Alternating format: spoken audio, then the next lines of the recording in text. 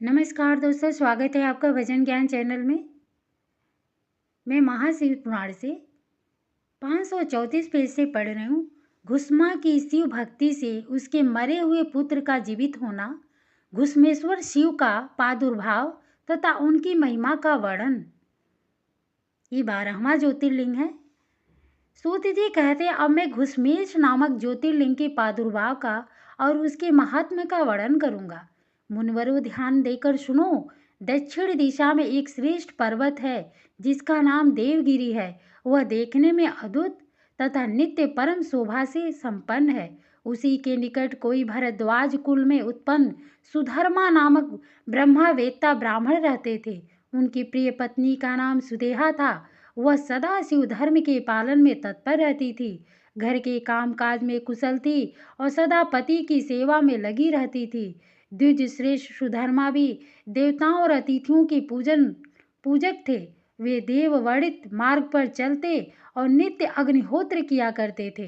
तीनों काल की संध्या करने से उनकी कांति सूर्य के समान उदीप्त थी। वे वेद शास्त्र के मर्मज्ञ थे और शिष्यों को पढ़ाया करते थे। धनवान होने के साथ ही बड़े दाता थे। सौजन्य आदि सद्गुणों के भाजन थे। शिव संबंधी पूजनादि कार्य में ही सदा लगे रहते थे। वे स्वयं तो शिव भक्त थे ही, शिव भक्तों से बड़ा प्रेम रखते थे। शिव भक्तों को भी वे बहुत प्रिय थे। यह सब कुछ होने पर भी उनके पुत्र नहीं था। इसमें ब्रह्मांड को तो दुख नहीं होता था, परंतु उनकी पत्नी बहुत दुखी रहती थी। पड़ोसी और दूसरे लोग भी उसे ताना मारा करते थे। वह पति से बार बार पुत्र के लिए प्रार्थना करती थी। पति उसको ज्ञानोपदेश देकर समझाते थे, परंतु उसका मन नहीं मानता था। अंतगोत्वा ब्राह्मण ने कुछ उपाय भी किया, परंतु वह सफल नहीं हुआ। तब ब्राह्मणी ने अत्यंत दुखी हो बहुत हठ करके अपनी बहन घुस्मा से पति का दूसरा विवाह करा दिया। विवाह से पहले सुधर्मा ने उसको समझाया कि इस समय तुम बहन से प्यार कर रही हो, पर जब इसके पुत्र हो जाएगा तब इससे स्पर्धा करने लगेगी। उसने वचन दिया कि मैं बहन से कभी डाह नहीं करूंगी। विवाह हो जाने पर घुस्मा दासी की भांति बड़ी बहन की सेवा करने लगी। सुदेहा भी उसे बहुत प्यार करती रही। घुस्मा अपनी शिव भक्ता बहन की आज्ञा से नित्य 101 पार्थिव शिवलिंग बनाकर विधि पूर्वक पूजा करने लगी। पूजा करके वो निकटवर्ती तालाब में उनका विसर्जन कर देती थी। शंकर जी की कृपा से उसके एक सुंदर सौभाग्यवान और सद्गुण संपन्न पुत्र हुआ। घुस्मा का कुछ मान बढ़ा, इससे सुदेहा के मन में डाह पैदा हो गई। समय पर उस पुत्र का विवाह हुआ। पुत्र वधू घर में आ गई। अब तो वो और भी जलने लगी। उसकी बुद्धि भ्रष्ट हो गई और एक दिन उसने रात में सोते हुए पुत्र को छुरे से उसके शरीर के टुकड़े टुकड़े करके मार डाला और कटे हुए अंगों को उसी तालाब में ले जाकर डाल दिया जहाँ घुस्मा प्रतिदिन पार्थिव लिंगों का विसर्जन करती थी। पुत्र के अंगों को उस तालाब में फेंककर वह लौट आई और घर में सुखपूर्वक सो गई। घुस्मा सवेरे उठकर प्रतिदिन का पूजनादि कर्म करने लगी। श्रेष्ठ ब्राह्मण सुधर्मा स्वयं भी नित्य कर्म में लग गए। इसी समय उनकी ज्येष्ठ पत्नी सुदेहा भी उठी और बड़े आनंद से घर के कामकाज करने लगी, क्योंकि उसके हृदय में पहले से जो ईर्ष्या की आग जलती थी वह अब बुझ गई थी। प्रातःकाल जब बहू ने उठकर पति की सैया को देखा तो वह खून से भीगी दिखाई दी और उस पर शरीर के कुछ टुकड़े दृष्टिगोचर हुए। इससे उसको बड़ा दुख हुआ। उसने सास घुस्मा के पास जाकर निवेदन किया, उत्तम व्रत का पालन करने वाली आए, आपके पुत्र कहाँ गए?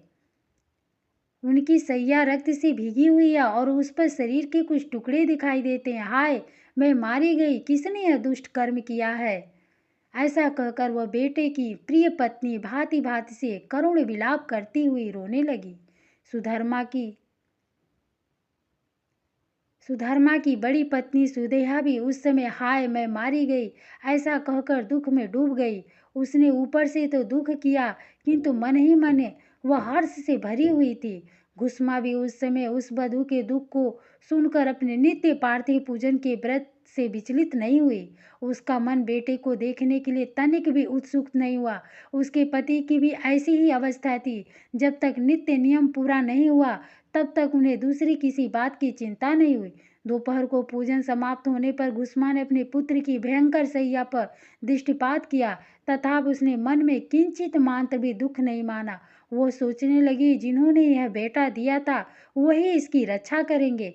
वे भक्त प्रिय कहलाते हैं, काल के भी काल हैं और सत्पुरुषों के आश्रय है एकमात्र। वे प्रभु सर्वेश्वर शंभु ही हमारे रक्षक हैं। वे माला गूंथने वाले पुरुष की भांति जिनको जोड़ते हैं उनको अलग भी करते हैं। अतः अब मेरी चिंता करने से क्या होगा। इस तत्व का विचार करके उसने शिव के भरोसे धैर्य धारण किया और उस समय दुख का अनुभव नहीं किया। वह पूर्ववत पार्थिव शिवलिंगों को लेकर स्वस्थ चित्त से शिव के नामों का उच्चारण करते हुए उस तालाब के किनारे गई। उन पार्थिव लिंगों को तालाब में डालकर जब वो लौटने लगी तो उसे अपना पुत्र उसी तालाब के किनारे खड़ा दिखाई दिया। सूत जी कहते हैं, ब्राह्मणों, उस समय वहां अपने पुत्र को जीवित देकर उसकी माता घुस्मा को न तो हर्ष हुआ और न विषाद। वो पूर्ववत स्वस्थ बनी रही। इसी समय उस पर संतुष्ट हुए ज्योति स्वरूप महेश्वर शिव शीघ्र ही उसके सामने प्रकट हो गए। शिव बोले, समुखी, मैं तुम पर प्रसन्न हूँ, वर मांगो। तेरी दुष्टा सौत ने इस बच्चे को मार डाला था, अतः मैं उसे त्रिशूल से मारूंगा। सूत जी कहते, तब घुस्मा ने शिव को प्रणाम करके उस समय वह वर मांगा, नाथ, यह सुदेहा मेरी बड़ी बहन है, अतः आपको इसकी रक्षा करनी चाहिए। शिव बोले, उसने तो बड़ा भारी अपकार किया है, तुम उस पर उपकार क्यों करती हो। दुष्ट कर्म करने वाली सुदेहा तो मार डालने के ही योग्य है। घुस्मा ने कहा, देव, आपके दर्शन मात्र से पातक नहीं ठहरता। इस समय आपका दर्शन करके उसका पाप भस्म हो जाए। जो अपकार करने वालों पर भी उपकार करता है उसके दर्शन मात्र से पाप बहुत दूर भाग जाता है।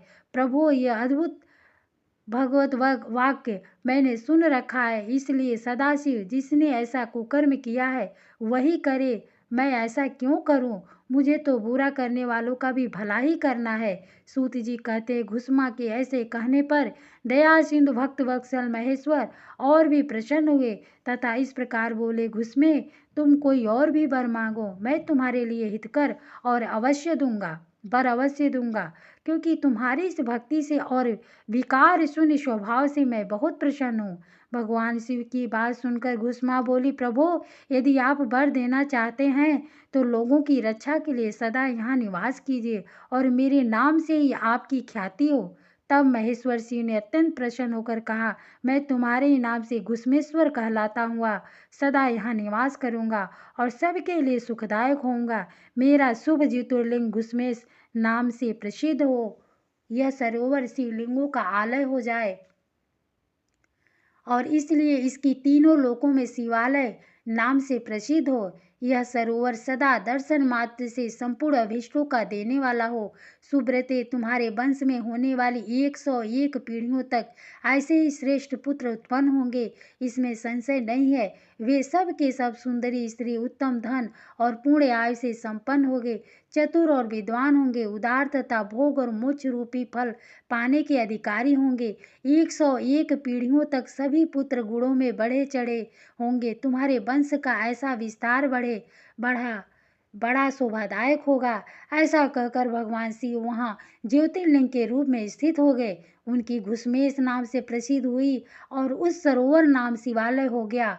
सुधर्मा, घुस्मा और सुदेहा तीनों ने आकर तत्काल शिवलिंग की 101 दक्षिणावर्त परिक्रमा की। पूजा करके परस्पर मिलकर मन का मैल दूर कर वे सब वहाँ बड़े सुख का अनुभव करने लगे।